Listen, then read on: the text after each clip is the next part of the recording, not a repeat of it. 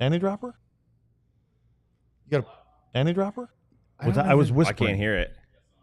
Yeah, can you? Right now I have to stop saying There it is. Coming up on the DLLS Stars Podcast today, as you can see, we have a special guest in studio. It is the great Craig Button, second appearance on the show, but this time in person, which means we will talk over each other less. Along with Luds, Sam, our producer John, I'm Owen. Let's start the show. Get it ready, boys.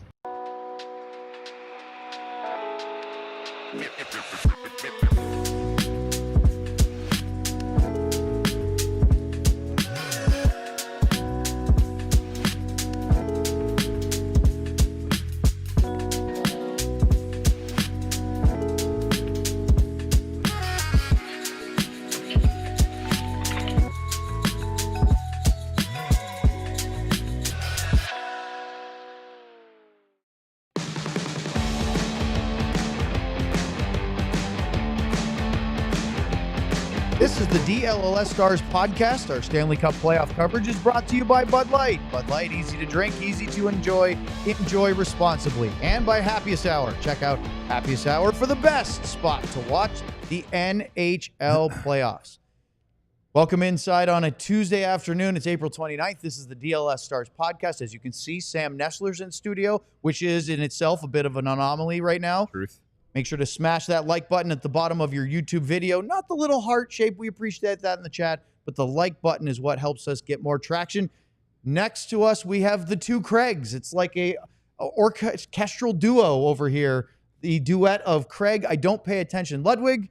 And we are thrilled to have Craig Button, our TSN Director of Scouting and an analyst and a former Director of Personnel for the Dallas Stars, a man who's had many titles, currently in the studio, enjoying his day off by joining our show. Thanks for coming on between all the games you've done for U18s. No, it's great. I mean, I was in the building last night for Game 5, and it just, I'm in the building, the enthusiasm of the fans, it's just unbelievable being there. And I think back to, when it all started, and you just think to where it's come, not just for the Stars, but for hockey in this area. And I had a big, huge smile on my face just thinking about like how far it's come. Okay, so you're in the building. Are you dressing in green or are you going neutral? Because you kind of work on all sides. Yeah, I do. But like, come on, I'm in the Dallas Stars building. You think I'm neutral? Okay, well, I just wanted to see if I might not have been. But I don't even remember. I didn't have a tie on, but I wasn't neutral. And I like the Avs. I like the way they play, but no way. Okay, come so on. Everybody asked me who my favorite team is. Okay, so and growing up, it was Montreal. Growing up in Montreal, but if I had to really put my feet to the fire, it's Dallas. I'm not. Well, you got a trinket from there. Right? Yeah, thanks to you and others. No, well, you're the guys that put the thing together. And your name is still emblazoned on the, what do they call that? The trophy tunnel or the victory tunnel over at the practice rink in Frisco. Have you seen that? I have. It's that's a nice little thing to walk by as you go to do those U18 games. Well, I was kidding with Kari Taco the other day as I was walking. He was in front of me. I said, when did they take down your retired number? That's not fair. And Talk, who's worked for the Stars forever and a day, and is just fantastic in what he does. And he just kidding, director he just of, has a good laugh. of European scouting for the he Stars. Is, yeah, he's and he played for the Minnesota North Stars back in the day.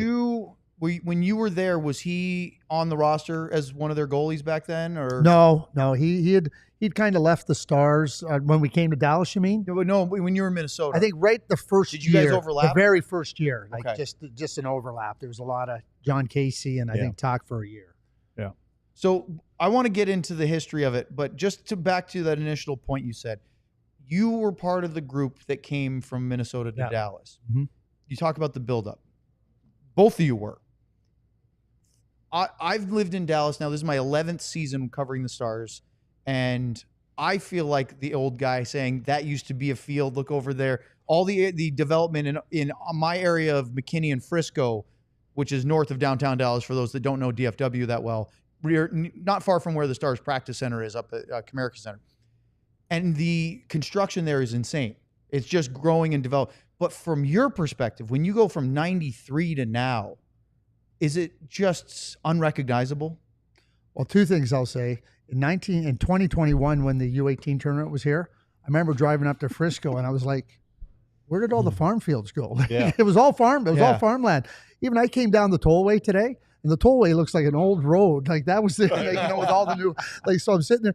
But the other part of that too is when you think about, you know, what it felt like and everything that goes with it. And it is very different. We had one ice pad here when we came here, one ice pad in the Metroplex. And you think about where all the rinks are now, and, you know, all the kids participating in hockey. It's unbelievable. Hosting like, it really a U18 tournament, an international IIHF U18 World Championship, was probably inconceivable in 1993 in Dallas. Oh yeah, it would have been, because I mean, first of all, I mean, we were trying to practice in one rink, and I mean, you had to understand when we first came here.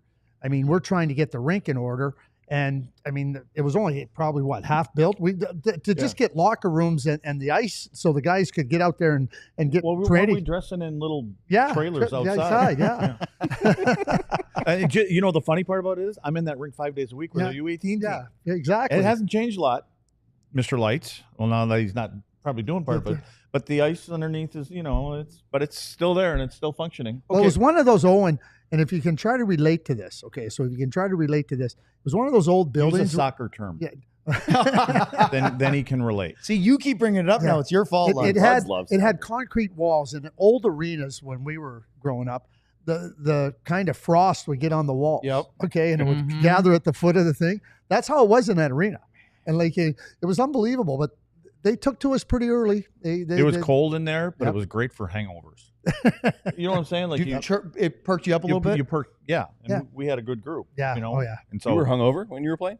Well, not really. I was foggy. It was foggy.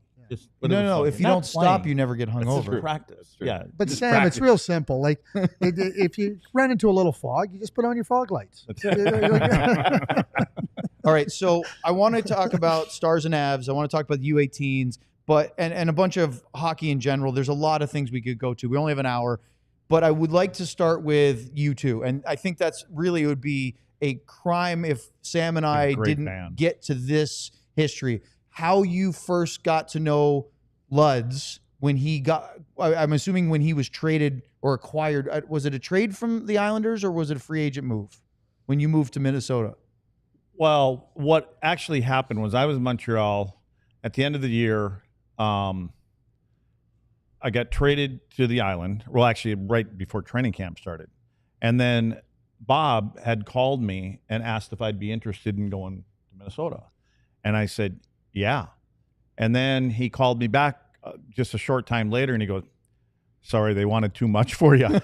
So he goes, next year I'll give you a call. And so anyways, we talked in the summer, and that's how I ended up in Minnesota. So were you with the North Stars already? Oh, yeah. Do you remember the acquisition of Craig Ludwig with the Minnesota North Stars? Oh, yeah, for sure. Because, you know, Bob had played with Craig, and, you know, Bob had become the manager, right? He'd been the coach with Bob Clark, and then become the manager. And what was so important for us, and it was incredibly important for us, is we had a bunch of young guys, okay? But they needed guidance, and they needed, you know, the players that had that, what you would call that ability to understand the challenges, to be, you know, all these players are really good players coming into the NHL. But do they understand what the demands are? No, they don't. So Craig Ludwig comes in, Mike McPhee comes in, Bobby Smith comes in. You know, we have Basil. You know, we have these, and I don't want to say like veterans because they were still really productive players, but they had, you know, they had some scars that were going to help our young guys. And, you know, one of the things that I think happens now with a lot of franchises, they throw their young kids to the wolves and they just say sink or swim. And that's not how you help players. And Bob understood that, as you well know, Craig, going into winter. Bob understood that. So understanding what we were trying to do, I mean, we had to tell young players, going to the minors, like, you know, because that's where you're going to go play in the role, and then you'll earn your spot and come up. But it's not. It's a little bit different now because the young kids get sold as part of the marketing package with tickets and everything. I don't think that's fair to the kids either. Yeah.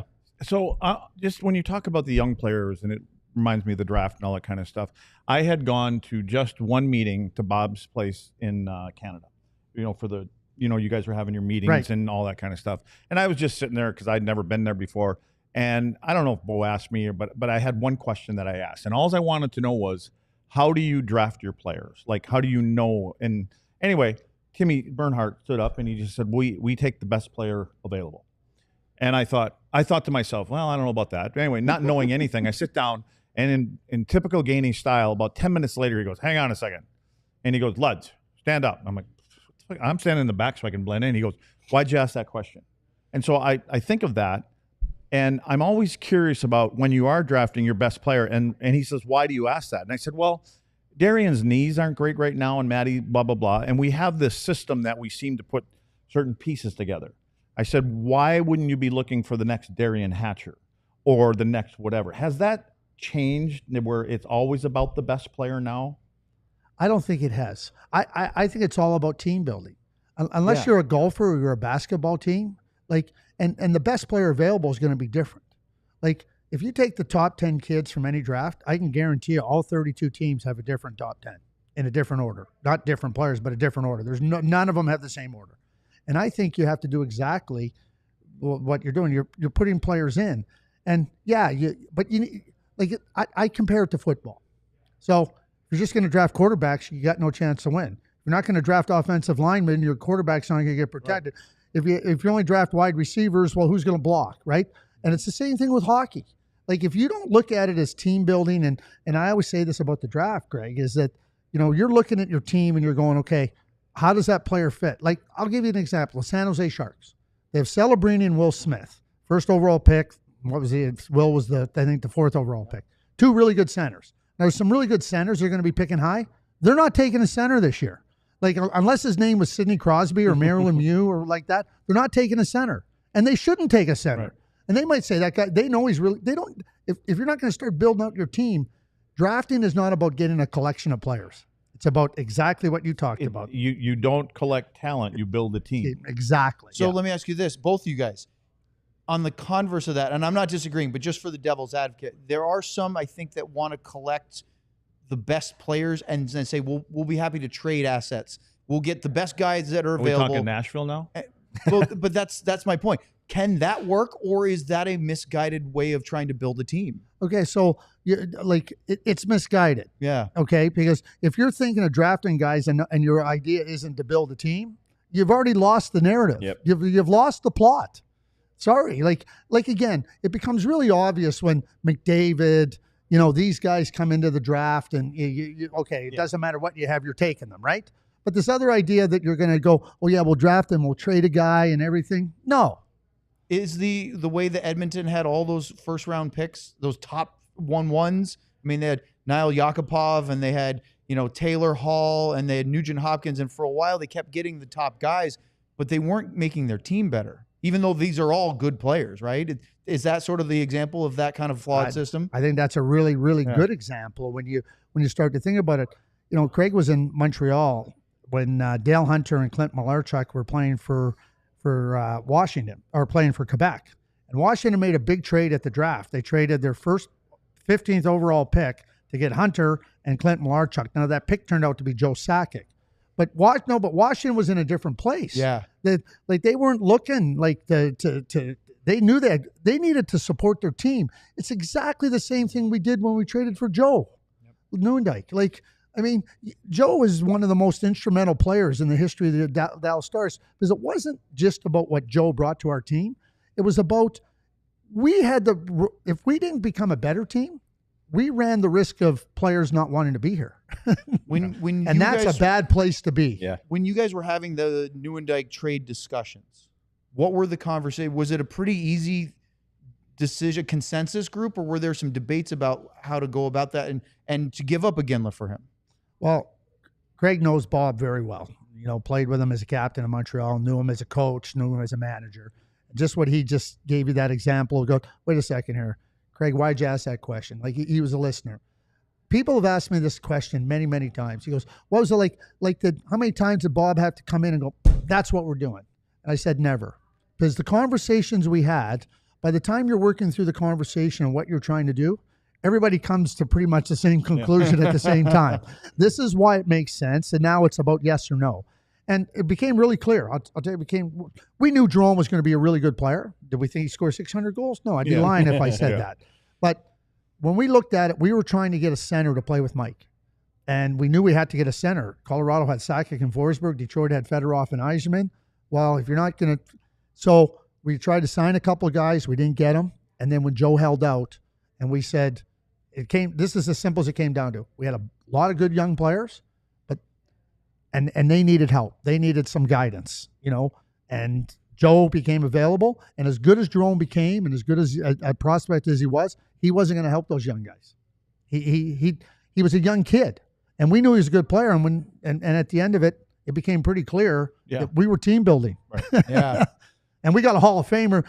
A lot of people forget that happened in December of 95. We were not a very good team in 95, 96. Yeah, it wasn't a month before we won the Stanley Cup, like in the Stanley Cup year. That was long before, and that's why I think it's a really important illustration of team building. Because when did Hitch take over? In January of 96. Yeah. Right after because that. I remember, like, Hitch came in, nice guy, hey, it's going to be all right, and all this kind of stuff. And it wasn't long before he became a dick. I mean, you know what I mean? And then he drilled down on you. He got you in his corner, and then he drilled down on you. Yeah. He was lucky, too. I want to say, like, I don't know if you got to take a break. We do. Okay. That's okay. Let's go right back to that because I want to hear more. We'll get to the current day stuff, but I want to hear some of your best Craig on Craig stories, whatever you got. More of that with DLLS Stars Podcast coming up. This is the award-winning part right here. Barbecue and country music. What's more Texas than that? Lone Star Smokeout is coming to AT&T Stadium May 2nd through the 4th. Try barbecue from 14 teams across the U.S. and decide for yourself who's really the champ. Pair all events each day like Texas's biggest happy hour, Derby Day, and Cinco de Mayo a day early. Country's biggest stars like Cody Jenks, John Party, and Midland will all be performing. Stay tuned to DLLS for information about our upcoming VIP ticket giveaway for each day of the Smokeout. Kids 10 and under, you kids get in free and general admission. Tickets start at just $88. We'll make that $68 just for the bargain today. $68 instead of $88. Don't miss out. Get yours at LoneStarSmokeout.com. That's gold right there. You didn't think I could read, did you? No, I know you can read. Okay. All right, let's talk about Empire today. And I love it when Luds decides to go off script. He's just going to give away deals, and everyone's just got to deal with it. Empire today, just like your favorite team needs a home ice advantage, your home needs a home floor advantage. And Empire today can get you that with their flooring experts, dedicated flooring professionals who focus on flooring every single day. We've all been to those big box stores. You wander endless aisles. Then somehow you're hauling all these materials home. You're looking for an installer and coordinating everything for yourself. Those big box stores might have a flooring department, but the person helping with flooring may have been doing sinks yesterday and could be stocking light bulbs tomorrow.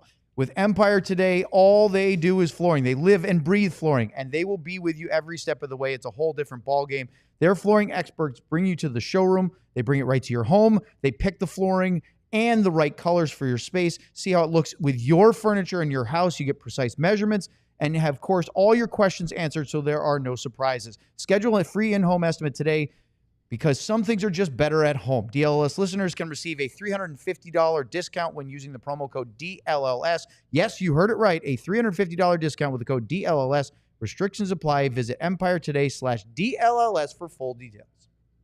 Sam? Beautiful. I was just going to go back to Craig. You were saying something interesting.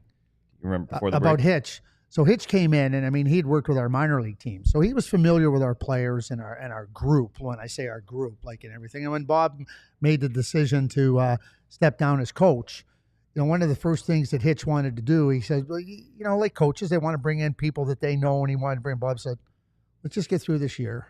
You know what? You got Rick Wilson, you got Doug Jarvis.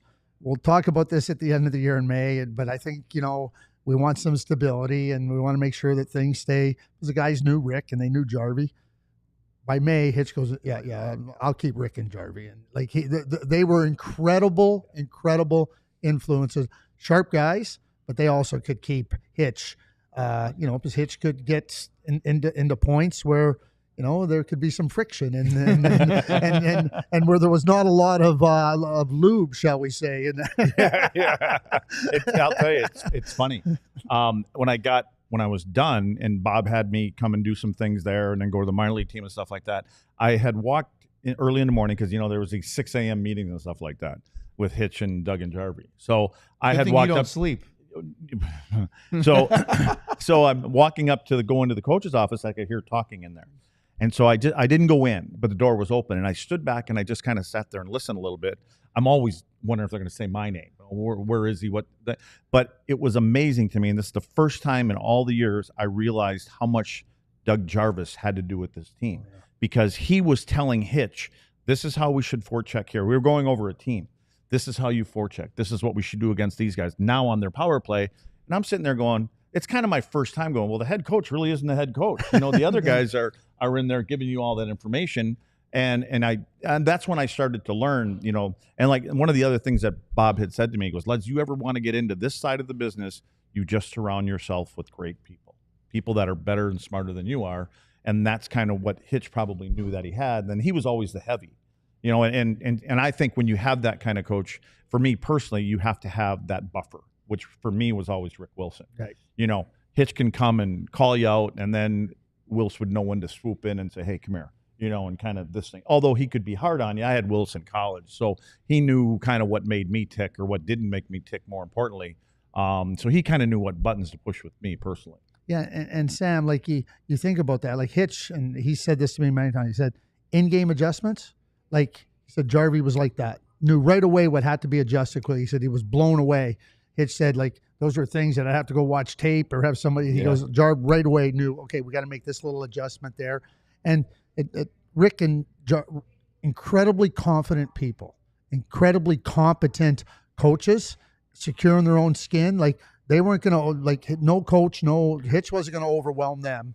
And they knew when to push. They knew when to back up. We also had Mike Keane, who could imitate Hitch's voice. So he would start barking on the bench, pretending he was Hitch, which used to you could tell more about that, but that used to. it was beautiful. And we needed that. And that's why when Bo went out and grabbed certain players to bring in, Carbo Keener, guys like that, yes, they were great players. Yes, they had won. They knew they were gamers. They played at the right moment. But they also knew how to loosen up things, too. There's times that, and I think that's why, and I'm sure Bob had a part in that, when Hitch wanted to come in and start screaming, leave him. We got the guys in there. I mean, you need those guys in there. They can handle it. You don't need, because after a while, I say it all the time, even with our U18s, coach, I said, Addy, just leave it. We put certain kids that we think can be those kind of guys. Sometimes the players are the best ones to sell it to your team. You know what I mean? If you have the right guys. And then we needed more of us to get number 16 pulled in. You know what I mean? When we had Hully, we had to get, we had to drag him into us. And the other thing that was great is I remember when we had our captains meeting in the beginning, and there was like 4 of us in there, whatever it was. And he goes, you guys are this, but I want this group. We want a leadership group here. So we want it to grow. In other words, pull in this guy. He doesn't have a letter on, but pull him in, pull him. It got about 3-4 months down the road, and we'd always go into the coach's office. And there was just that small office. And now all of a sudden I'm looking around, and we got 3 guys sitting in chairs. We got 5 guys sitting on the floor, 6 guys sitting on the floor. And I just said to Hitch, I said, Hitch, why don't we just have the meeting in the locker room, and the guys aren't in our leadership group, you bring them into the office here. And he just kind of smiled, and he goes, got you guys right where I want you. Because now the guys, if you do have those stray cats that really don't want to buy in as much as you want them to, they have no choice. Right. I mean, now it's 3 of you guys against 15 or whatever it is. So anyway, they had things figured out, and it's why you become a championship team. And then that's why you hear me say all the things that I say about this team, because they have the components. Yep. Right. And so they just have to do certain things. Yeah. I want to tell 2 quick stories. Please. And Hitch could get on a rant, and after games, he'd get on a rant. And this is when ties were still in the NHL. So I know we had tied. I'm pretty sure it was St. Louis, and we had tied. And he was on a fantastic rant in the coach's office after the game. Just 5 minutes. You would have thought we were in the worst team in the league. There was no hope of ever winning another game ever. And he goes on, and Bob was sitting here. The door was here. And Bob, he goes, Bo, what do you think? And Bob stood up. He put on his jacket, kind of buttoned it up. You've seen this. Nice and slow. Put it on his cap. And he opens up the door. He says, I think I'm going to go home and have a good night's sleep. But what year was that, would you say? Oh, that was like 98, 90. We were a good team. One of the best teams in the league. Oh, no, we were a good team. Yeah. Like we were a really good team. And so, but like. And it was like Bob's way of just saying, Hitch, relax. Yeah, exactly. Like, and chill out. And he also let him rant. He let him have the rant, right? And then he just kind of go and just calm it right down, right? Yeah. And so those important things is, as Craig talks about, like having those people, there was before the 99 playoffs in the old rink in Capel, and you're there where the locker room was, where the offices were, you could see, and Hitch comes rolling out of there, and it's, oh boy, here comes Hitch. And we're sitting in Bob's office, and Bob's like, goes, wants to talk to Bob. We leave, right? So Hitch leaves, and Bob, what was that all about? He goes, well, he came in and he said, Carbo came in and he said, listen, we're going to play hard, but we're a little bit older. We know what the goal is here. We're going to need some days off and everything that goes with it. And Hitch is like, oh boy, well, whatever. He goes, no, we don't want days off when we haven't played well. But if we're playing well and doing the things, we got to give everything we got in the game and just being a little bit older. And it was bothering him, right? So Bob says to him, he goes, well, like, was it Carbo's idea? He goes, no, it was the leadership group. They had talked about it, and they came to me with it. He goes, well, who put the leadership group together? And Hitch goes, well, me. He goes, well, you got a choice. You can either listen to them or not.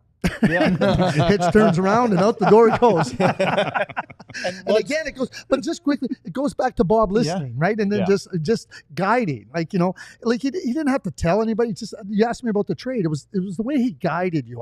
I've said this about Bob many a times. Bob was a tremendous leader because he could lead from the front and pull you along. He could lead from the side and help you along, and he could lead from behind and push you along.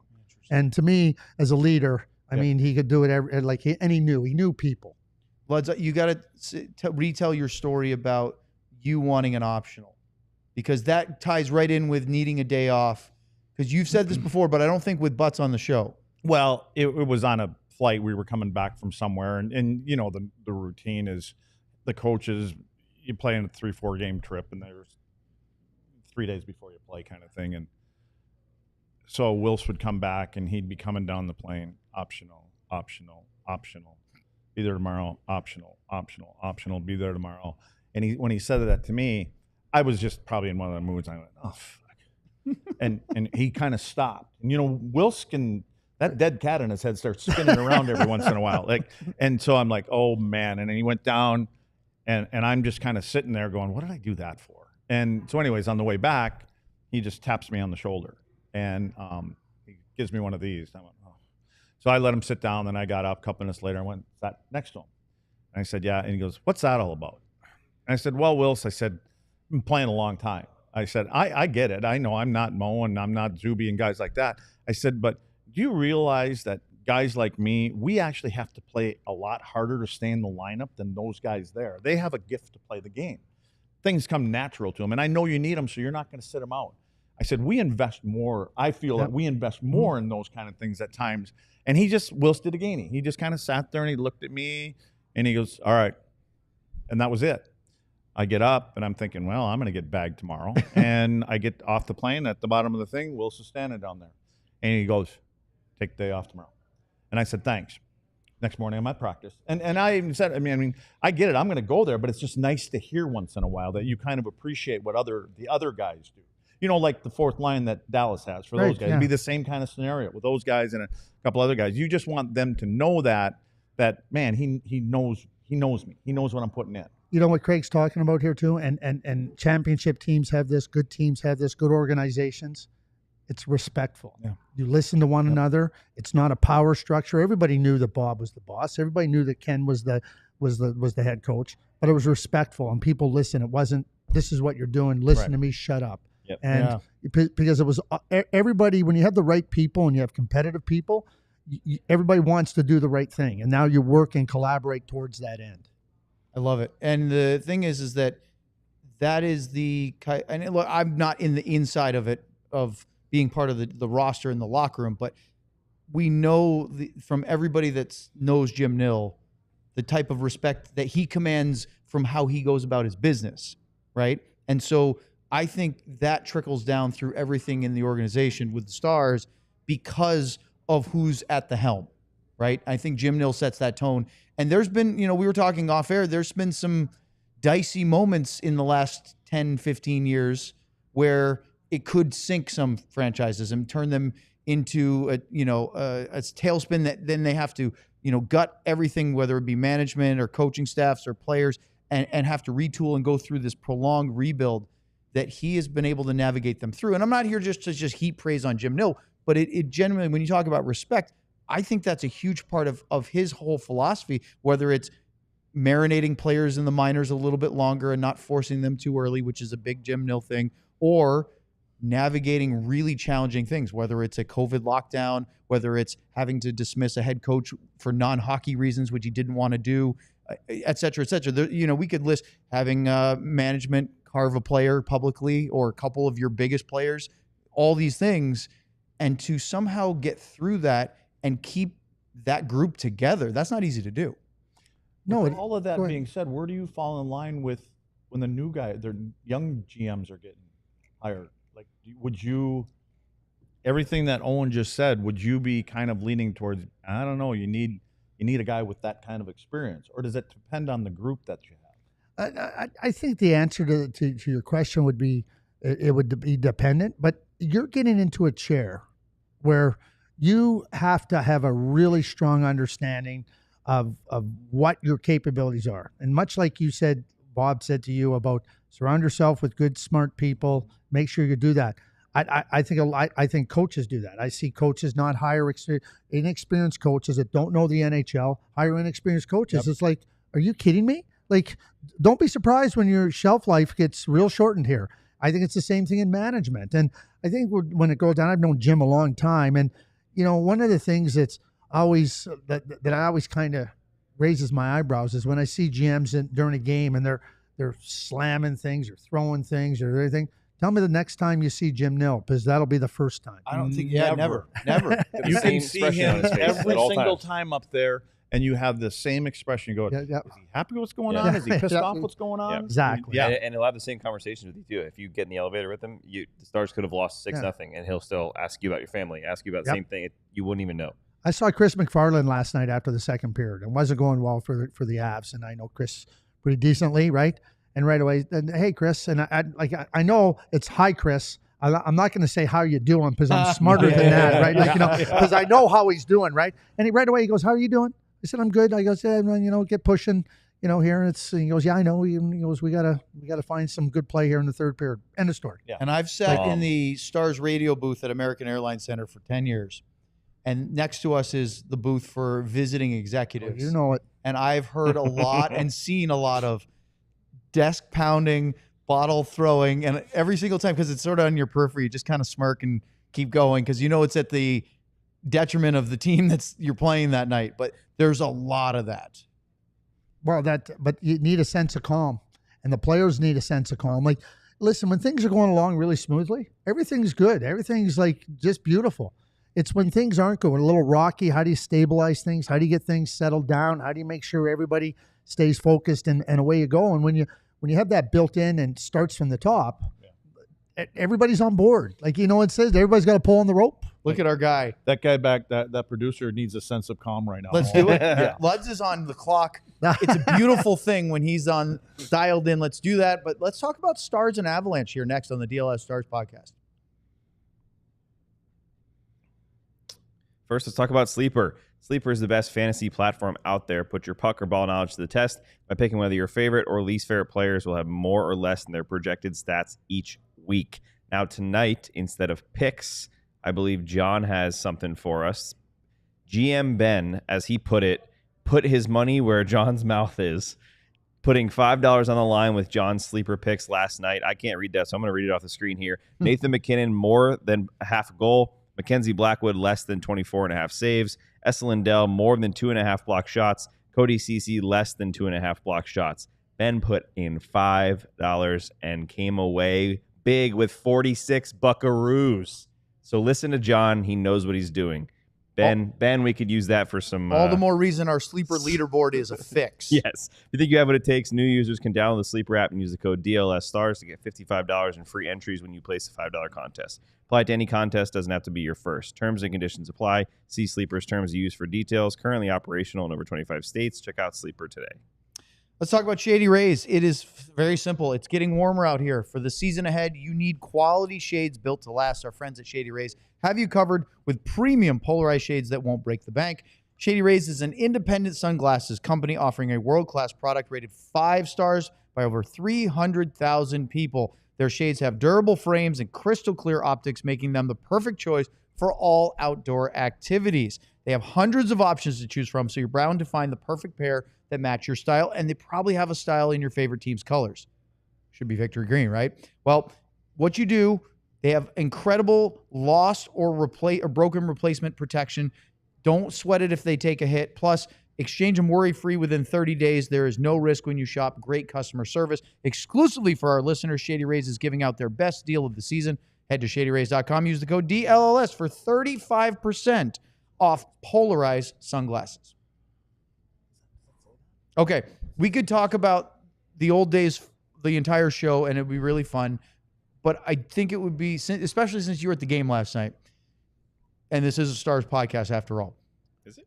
Is it? Game 5 last night.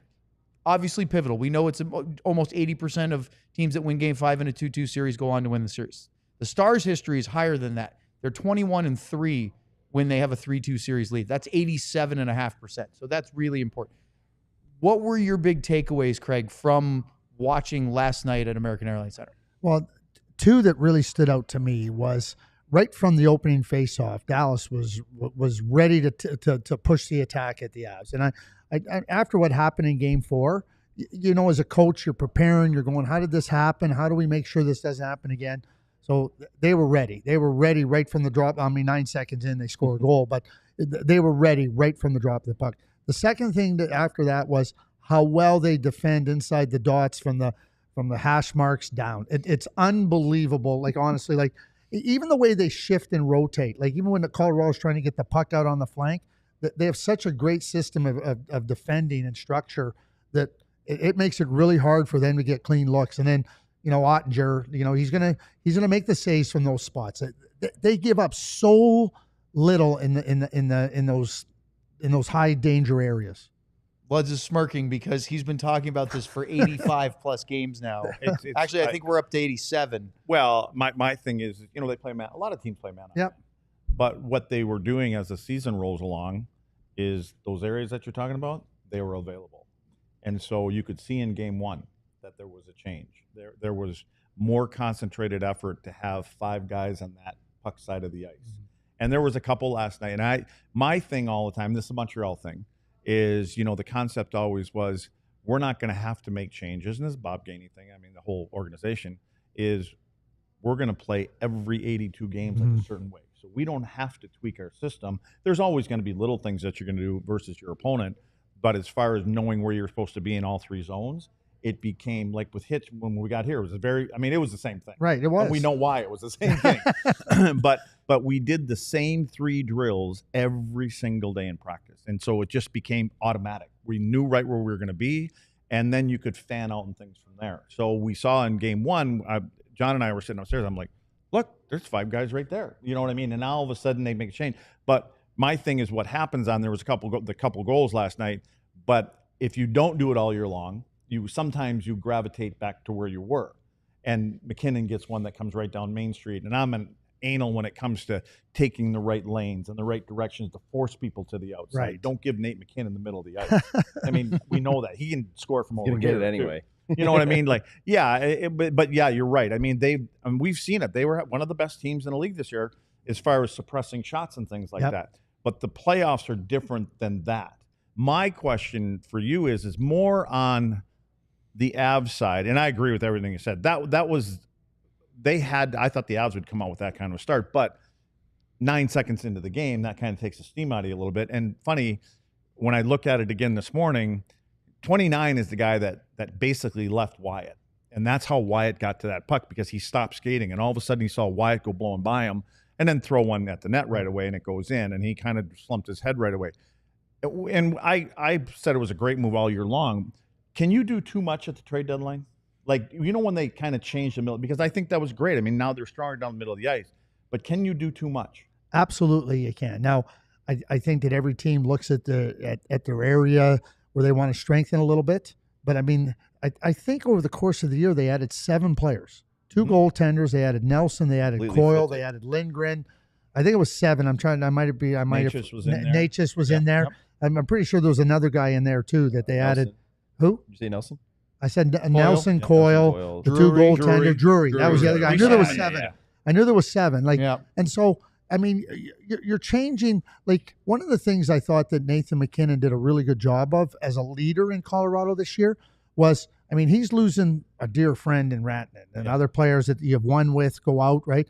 And I thought he did a good job of making sure that players coming in, he wasn't being a bitter, oh my God, I can't believe we lost that guy. He kept playing and really, like, you know, made sure that he kept the focus. But I think he can. I think, and you got to guard against that. Everybody's trying to, I got to do, sometimes, you know, if you trust your group and you trust what the group is capable of doing, what you want to do is give them that, you want to give them some reinforcements. Obviously, you get Rantanen, come on. Like, I mean, that's an easy one to do. Right. But I think there is a when you can do too much. Speaking of MacKinnon, did you see him on the bench with Coyle last night? Mm-hmm. What's your thoughts on that? I mean, Coyle's not a rookie. No. Like, you know, if he's a third or fourth year guy in there, maybe. But I'm thinking, and he's a good player. You know what I mean? I don't know what it was. I'm guessing it had something to do with the power play. I don't know. But he give it to him when he got back to the bench. The power play, if you think about Game 3, they had a power play in overtime. I thought it was atrocious.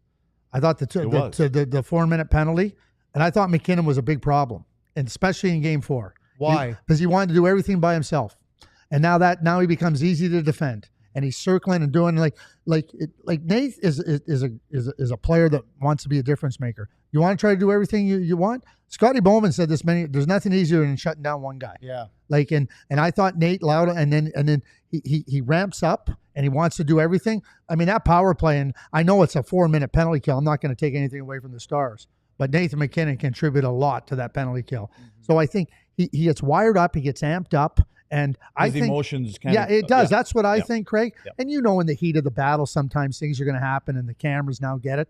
That's where somebody's got to just come to, hey, shut up, MacKinnon. Like, we got this. Like, you know, get on ready for it. No, but like, you need guys to be able to do that. JT Miller, who I love JT Miller to the nth degree. He is an alpha male, and I think that Nate's an alpha male too. But you got to insulate those guys sometimes. And if they're not insulated, they're going to bite the head off. They're going to bite your head off. And so we talk about competitive, but you also have to make sure that because it's the same voice every day. And I think Landeskog being back helps a little bit, but that's why when we talk about that leadership group, you're wondering how many of them are there, or is it just Nate? You know what I mean? Well, Landeskog, but he hasn't been there, so he comes back there, right? Yeah. But I think that Nathan has learned a lot from Gabe, and he's matured some, but it still rears its head at times, right? And, you know, and a new player like Coyle's like, right? Yeah. And, you know, sometimes and again, you're right. Like, it can't be the same voice every day. Like, you know, it's when you have people are going to be different in their approach to dealing with the issues and everything. And you get wired on the bench, and maybe it was no big deal, but, you know, Nate gets amped up. You know what's funny? I said it. I think I said it before Game 1. I've been in a bunch of different rooms covering the Stars, whether it's here or on the road. Stars have been a very relaxed group for a long time. You can see why. Guys like Tyler Seguin makes it really easy. Going in the Colorado room, I have never felt more tense in my whole life. It is just quiet. There's a stress in the air at all times, and I think a lot of it has to do with Nate MacKinnon, because players know that he's so wired up that if they say the wrong thing or they're too joking around and maybe they didn't play well, he might snap at them, and that to me doesn't feel like a comfortable way to live. And then you go back into the Dallas room, they may lose a game and you don't even notice, and then they come out in the next game and they win. It's because I feel like they just have that calm and that professionalism, whatever you want to call it, to be able to turn that page quickly. And maybe that doesn't help Colorado sometimes. Well, you get frustrated as a player. So how do you manage your own frustrations? How do your teammates help you manage that? And, you know, so, but it happens. But, you know, that's, you know, you're Charlie Coyle. I mean, this is it's a new environment, right? Yeah. I mean, he has been traded before, so it's not as though he hasn't gone through this. And we talk about this with the Mikko Rantanen move.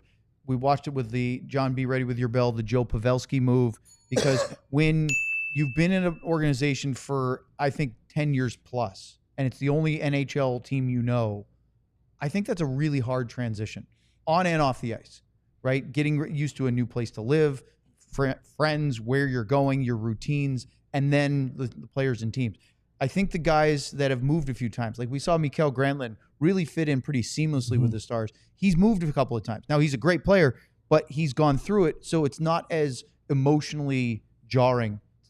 And I think that Coyle's probably better at that because he's moved a couple times now, but there's still that superstar factor. And we've even seen with Rantanen, it felt like Luds' sort of big complaint early was it looked like guys stopped playing, that they were deferring, waiting. Well, oh, Mikko Rantanen, he'll save us. Instead of just saying, no, just treat him like a normal guy. He's just better than most of us, but you just keep playing and doing your thing. I think that's really the key there. Like, don't change who you are. Don't change. Just be the player you are. That's who we got. We know you're good. So just come in and be you. Yeah, and everybody's like the sky is falling because Rantanen's not lighting it up. Really. The sky is falling. He's played with a certain guys for 10 years of his career. He's got to get to know them. They got to get to know him and tap the brakes on this thing. So you brought up Landeskog. Everybody here and Shapiro wants to talk about, let's go 11-7, get Heiskanen in the lineup and all this kind of stuff. And I'm like, how do you look at Miro Heiskanen as far as when is the proper time? First off, it's got to be a doctor can say okay. He's got to know it's okay. And this is not just about this one. This is long term. He's a centerpiece of this organization. How do you talk to people that we got to have Miro in the lineup? I think it makes it easier now that you're up a game, but what's your thoughts on if you ever had players that were kind of knocking on the door? I think that when you turn the players over to the coaches, you have to allow the coaches to use them as they see fit.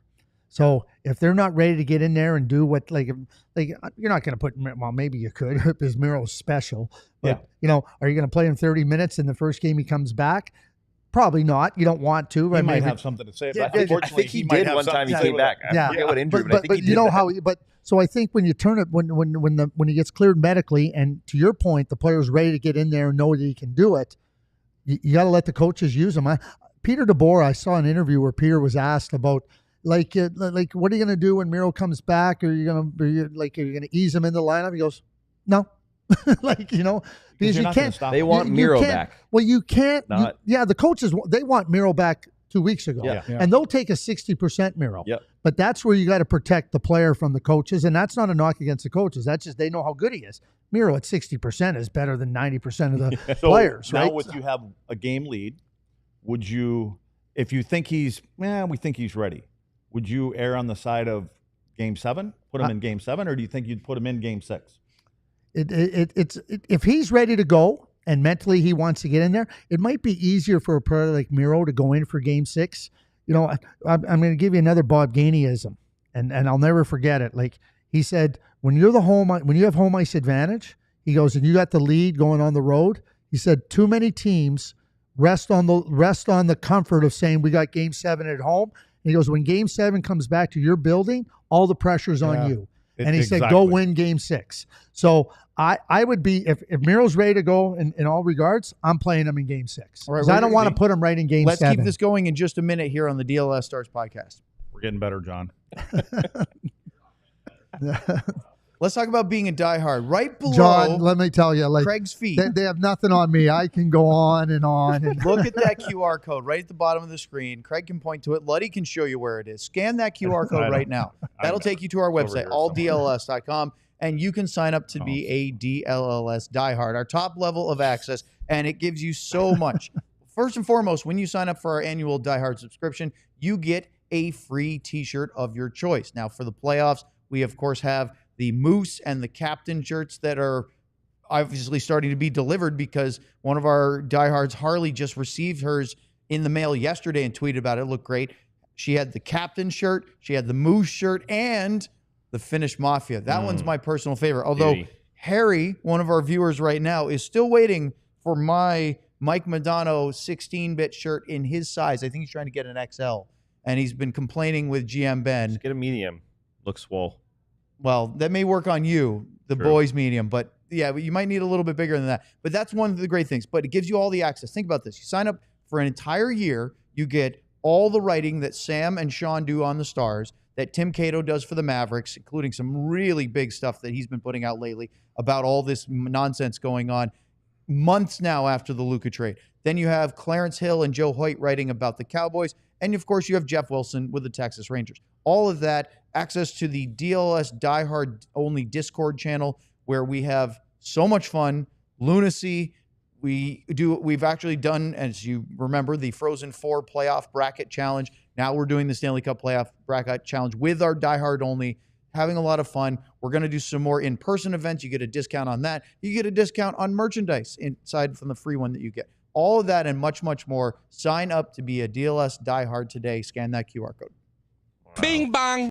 Super chat. I was actually going to ask Craig this, so I'm glad that Ardell threw this out there. And he has a Modano and a Bichsel. And he wrote, if Nico Harrison trades your Shady Rays to the Lakers in an ill-advised move, you can get a replacement pair. That was a nice little bump for Shady Rays.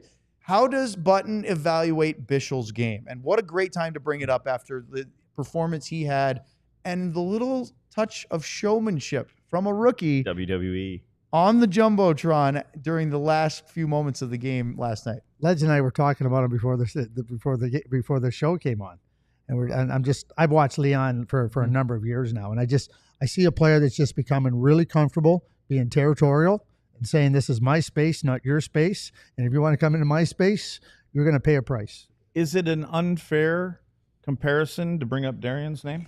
Yeah, well, They're different players. Yeah, different era though. Like in terms of, and Darian was territorial. I mean, you wanted to come into Darian's space? Well, you know what? He was his own security company, like, and I think Lian skates better. And everything, but one of the big things that happens with young players, especially, that you got to get comfortable asserting yourself. And you use the word. He says he looks comfortable now, just being that. And you tell a young player, oh yeah, go out there and be hard and be heavy and everything. And you're trying to, but what does it really mean?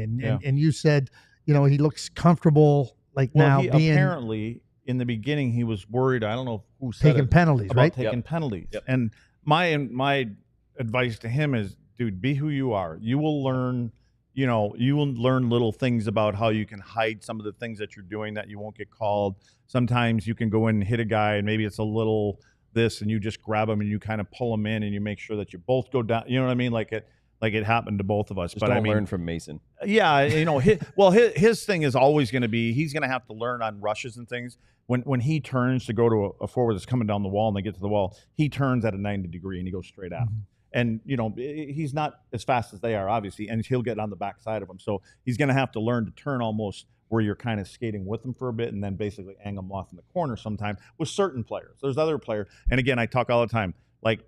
My thing is about the board. You get in there and you look at the other team's lineup and you go up and down and coach, what do that's who he's playing with. And for me, it was always about, I looked at the board, especially forwards, were their tendencies. I knew what their go-to move was. Like with Hully, where Hully wanted to be.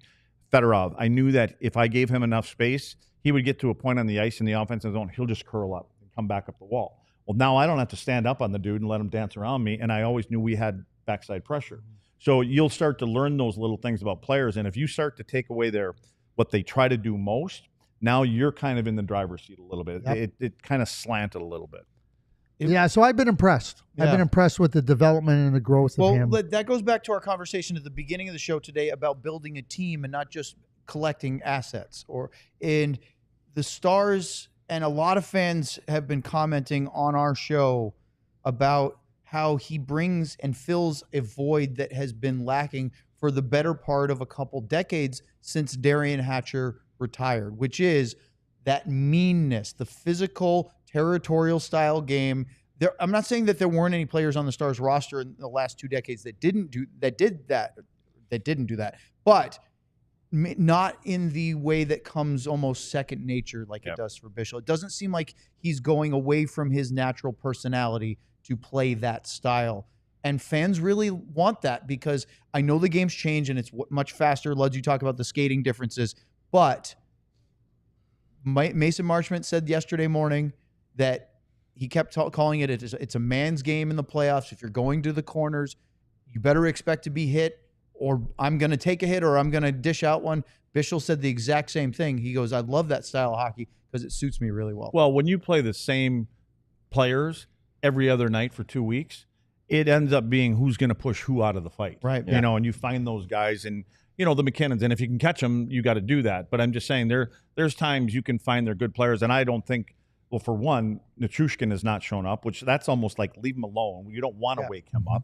But Makar hasn't been Makar in my money. I think the last couple of games he's been better. MacKinnon is MacKinnon, So, I mean, if you can get him, you have to make sure for me, you're probably never going to be able to deliver a great hit on him. But I think the more you can get with him and kind of grab and hold him and make him get, tired because he always wants to get his feet going. We'll make it feel like you're dragging through mud, and lean on him and make it a little bit more difficult. Hopefully you wear him down as the game moves along. Yeah, and I mean, that's a big part of it. But you talk people say the game has changed in certain regards, but the fundamentals of the game and the fundamentals of winning have not changed. You better be there's no space in the playoffs. So you better be able to take space, and if you better create space, you better be ready to pay a price. You better be able to protect in that slot area. And if you want to score, you better be ready to go pay a price. It's just like football. Yeah. The games are won at the line of scrimmage. It's not changing. It's not going to change. You're going to have quarterbacks running all over God's green earth. If you don't have a good offensive line, a good defensive line, you're not winning. Full stop. And if you can't defend and you're not ready to pay a price in the slot area, you're not ready to say you're not winning. I don't care how much talent you have.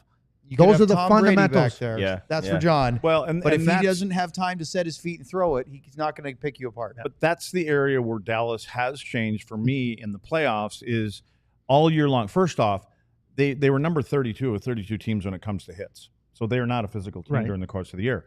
That's changed a little bit. I mean, we're talking 50, 60, 70 hits a game now in the playoffs. That's great.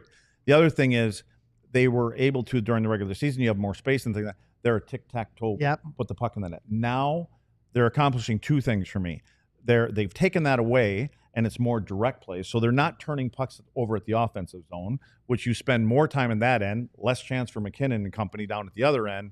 But then when things are being directed at the net, the other two players, offensive guys that don't have the puck, they kind of know what's happening here. So they start driving to the net because we're not making the extra pass. Now all of a sudden you're getting into those areas that you're talking about that you have to be in. Where in game one, you could see they kind of help because they get to the outside and they're waiting for this other pass to come cross crease. Well, then me as a defenseman, I'm like, okay, well, he's over here where I want him. I'm just going to keep him out here. Right. Now they're driving through there and they're causing a little more chaos in front of, the goaltender. So for me, that's a big change. And that is a big change. And you talk, Craig, you use the word direct. Like the game has to be direct. And the game now, you're coaching U18. I see the young players play. The ability to transition like that is unbelievable. You want to make soft plays across into the area, and the other team's coming right back at you. Yeah. So again, fundamentals: direct, get the puck towards the net. Look for because Luds, you know this. What the hardest thing for a defender now is when the puck comes to the net and you're looking for the puck and you don't know what's behind you, you know what's coming on the side of you. When you can just play like this. Yep. Like, oh, he's over there, no problem. Stay there. Yeah. And you know what I was going to say with Luds, we talked all season about how many of the defensemen would just allow themselves to get pushed back into Jake, right? We talked about almost every game. Bichsel last night, I watched him. And Petrovic, they both do a good job. Multiple times, Bichsel just stood up around the hashes and dropped Parker Kelly, I think it was, and he knocked him over 3 or 4 times before the puck got frozen. To me, that has been a change structurally for this team as well in the playoffs, where Craig talked about it earlier. They're not allowing much in there. And if you look, all of a sudden you look up, they have 15 shots in a game, and you're looking at who the Colorado has. But they've just done a good job of saying, this is the spot we're going to defend. You can do whatever you want out there. We're not letting you in here. And I think that is a crazy change to go from what we saw in the regular season to what they're doing now. And I think the games, whether we say it or not, you can get away with a little bit more in the playoffs. Yeah. Referees don't want to be the ones that are deciding the outcome of games. So you can kind of get that temperature early in the game. And so if they're allowing me to get away with that, well, then keep doing it. Yep. You know what I mean? And all you have to do, you don't have to get them and grab them and never leave them, because as fast as everybody skates and how defensemen and players that are trying to get pucks to the net, they only have a split second because people are on them right away. So if you can just seal him off enough and then pucks get to the net, and now you have that position and you're the first guys there. All right. I want to get into the U18s really quickly here. But before we do, we have to say thank you to our viewers today that joined on our television platforms. Make sure to like and subscribe here on the pod and check out alldlls.com. Okay, let's get back to the show. One quick thing, and then let's talk U18s. The Colorado Avalanche fans were very incensed last night. There was a play where it looked like Rope Hintz got a cross-check into the either upper shoulders or maybe even to the back of the neck or head area of Nathan MacKinnon. It wasn't called. To your point, Luds, It's not about a particular play, because we've had multiple on both sides in the series where it either felt like it was a call that was missed, or it was one that was called that looked like maybe it was embellished a little bit. Jamie Benn skated into Josh Manson's stick blade last night. The Stars fans said that's a high stick. The Avalanche fans said that he skated into it. Pete DeBoer said, "You're kidding me. He took a stick to the face." Isn't that the best part about a playoff series? Because with the condensed schedule, especially with the Four Nations this year, the Olympics next year, the games are so fast and frequent that you don't really have time to sit and prepare for individual opponents in the regular season. But we get real layers and drama and extracurriculars. That's what makes these playoff series so much more fun. Yes. Perfect. Let's talk Isn't about that the what U18. we've been saying? Here's what, I Yeah. said, what you said. Yeah, what you said. Exactly. Before you asked the question about the U18s, when you brought that up, I just happened to be talking to Vern this morning, Fiddler. Oh, yeah.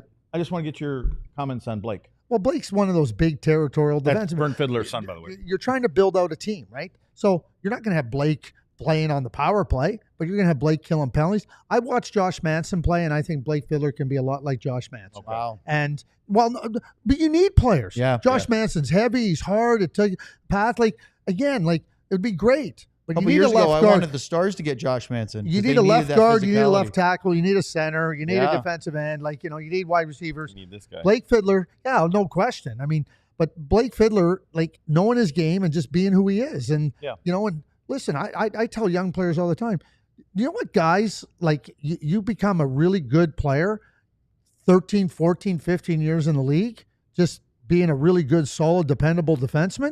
You know how much money you can make? Well, look at what Essa Lindell's done Well, in his career. Well, Essa is a great example. Everything he may be that the best at it. everything that you said there for me is like playing against him, playing against Josh as a forward. I'm like, I know what I'm getting into tonight. Now, all of a sudden, my focus is twisted a little bit. I'm not thinking about this. I'm thinking about, well, if I go in there, I'm going to get hit here, and you're already got him. You've got him a little bit. You know what I'm saying? Like there's something else in his mind besides whatever. So I think, again, I just look at teams that I've been on. It's all super important to have the Miro Haskins and guys like that. But you need the Sean Chambers. You need the Matt Tkachuk, and, you need them. The Ludwigs, glue the Hatches, guys. like, well, you think about it, and Jeff O'Neill, who I work with, and you played against Jeff, and Jeff always talks about playing against O-Dog. Dallas, O-Dog, but he always talks about playing. He goes, "Oh my God!" He goes, "I knew I had to go to the front of the net. I knew I was just going to get abused, and I was going to have ice packs on my back for the next 2 days." Like, And so they're thinking about something else coming into the game. And then he leaves the game, and we're playing Dallas again. Like, and that, like, listen, I've said this, okay, and I have no problem with it. They talk, oh, nasty, it's nasty. If it was easy, everybody would win. Yep. Let's get this real clear right now. This is a competition. This is not just some fun game. They don't exchange bouquets of roses at center ice before the game and say, let's play nice. This is about hard hockey. I love what Ekblad did last night to Hagel. Yep. Like, you know what? You're going to take an abuse. Like, look at what he did. Yeah, look what I don't care if he gets a 2-game suspension. Exactly. Maurice is going, it was worth it. If you're sitting out, And then he scored the tying goal.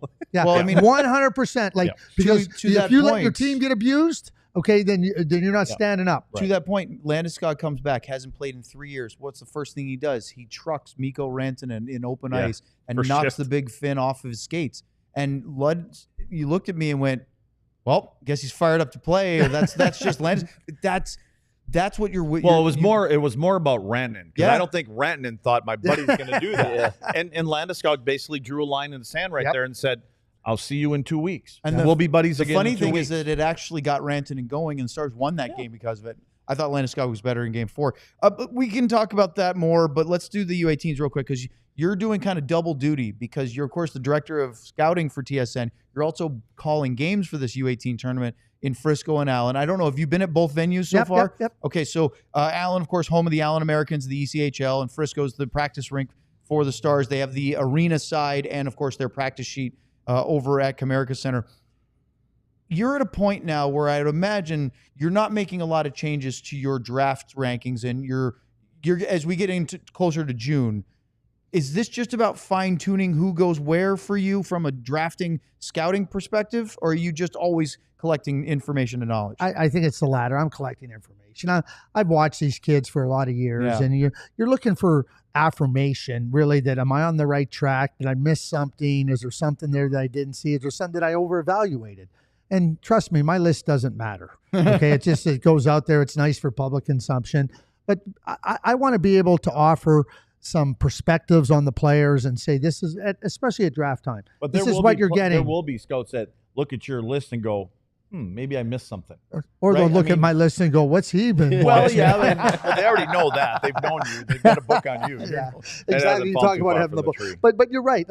But you're trying to, I get lots of questions from the scouts. I mean, I know like who they're like where they're headed in terms of like a player evaluation. But I'm not trying to, and I want to be able to offer that perspective not only now but going forward. Hey, I saw this player then. Here's what he showed. Because fan bases get a player. And then they go, oh my God, like he's not so good. He's not in the NHL. What's wrong? Nothing. Here's what he is. And I always want to make sure that I'm giving a real accurate picture of what the player can be. Yep. Not this, he's going to be Sidney Crosby. Yep. No, he's not going to be Sidney Crosby. Most aren't. He's not. Yeah. But he's not going to be Wyatt Johnson. Like I got asked that question the other day. Who's this draft's Wyatt Johnson? I said, I don't know. Like we'll find out about that in probably 3 years' time when somebody drafts a player a little later, right? On that really good U18 team during the last time they hosted here was a third liner because of how stacked that Canadian team was. And so I bet you that some people that didn't have the familiarity with Wyatt at the time said, oh, well, Johnston's not a power play guy. He's not a scorer, which of course he clearly is, but it's because he was playing a role on that team. Yeah. Well, you play, and you're asked to play different roles. You go to a best team, and you might not be ready to play a prominent role. It was funny because the next year he was playing in Windsor, and he was unbelievable. And it was like, and then you talk about you're going, oh yeah, oh boy, like that's why I said, I don't know, like if I knew who the Wyatt Johnson is right now, you put him 2 or 3 on your list or 1, right? So who's 24th that you could be? I don't like. We'll know in a few years. The big name that I have to ask you about is Anton Frundell. Yeah. Why is there such buzz around this player? Well, so I'll start with the comparable type. I think he plays a game like Barkov, and Barkov controls the game. He's never going to be a 90-point guy. Well, maybe he will be, but it's the completeness that he plays the game with. Like he's just super. Jonathan Toews was never a big time, point. Like when I say top end point. But he was an important player on your team that did everything. And I think Frundell is very similar with his thinking, his game. He doesn't cheat the game. He contributes everywhere on the ice. And that's why he's the best player in this tournament. Is he, that's the big thing. So today's the day off. The quarterfinals are tomorrow. 2 games in Allen, 2 games in Frisco. Semis on Friday. Championship game and bronze medal game are on Saturday. Those are in Frisco. Which I'm hoping to get to a couple of the knockout ones. Our schedule with the Stars has been really tough to try to do both, but obviously it's a fun tournament. Are you expecting? I think Luddy was saying he's hoping to see Canada-U.S. meet in the gold medal game. Is Sweden the one that could upset that path for those 2 teams? I wouldn't be very happy if I was Sweden have to play Finland in a quarterfinal. Finland gave Canada a handful in Canada's third game. Canada started out great, but Finland was great. They threw 40 shots, and the goaltender Ivan Kovac was outstanding for Canada. I don't think Sweden's goalie is very good. I don't think Czechia's goaltender is very good. And I think that Canada and the USA came into this tournament. They had added 7 players outside the program because they had to, and they've shown that they can be a real contender. Including Blake Fiedler. Yeah, well, Blake included. And Canada, you never know who you're going to get available. But through this part of the tournament, going into the quarterfinals, I would expect to see a Canada-USA gold medal match. Boy, that would be a lot of fun on Saturday night. Stars are supposed to have a potential Game 7 on Saturday night in Dallas. You could have conceivably Game 7 Stars and Avalanche and the gold medal game, potentially Canada-USA of the U18s, within 25-minute drive of each other. That's a pretty cool thing for a non-hockey market. You know Separate what? them. And let me just be clear about myself. I could care less about the 18s. Right. I just never have.